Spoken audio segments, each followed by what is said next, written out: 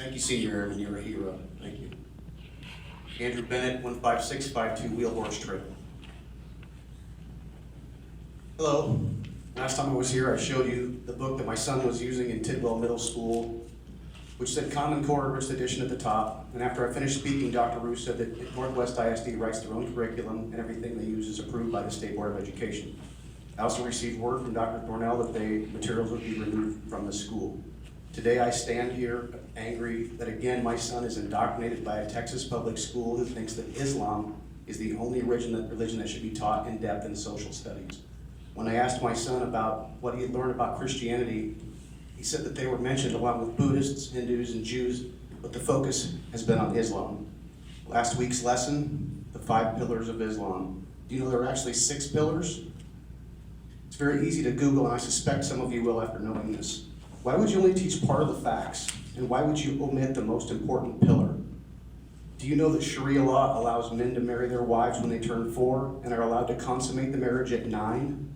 I am disgusted that any normal American would allow this to be taught to our kids as if something we should just all accept, the law of Islam.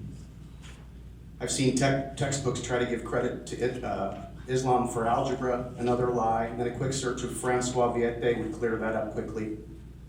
I know I moved that college and career ready is as much Common Core as C-Scope is, and shame on you for not knowing all the facts. The law says, and I quote, Section B of HB 462, B1, in this section, Common Core Standards means the national curriculum standards developed by the Common Core State Standards Initiative. B2, the State Board of Education may not adopt Common Core State Standards to comply with the duty imposed under this chapter. B3, a school district may not use Common Core State Standards to comply with the requirement to provide instruction in the essential knowledge and skills at appropriate grade levels under subsection C.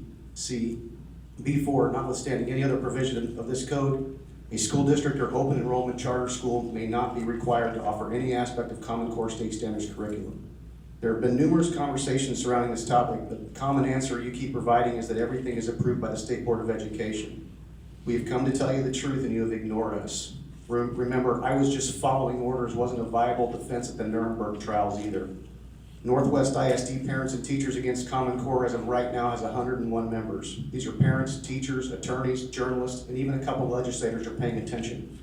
The group grows every day and will continue to grow as we get the word out. Texans Against Common Core has over 750 members and is growing about 50 to 100 members a week.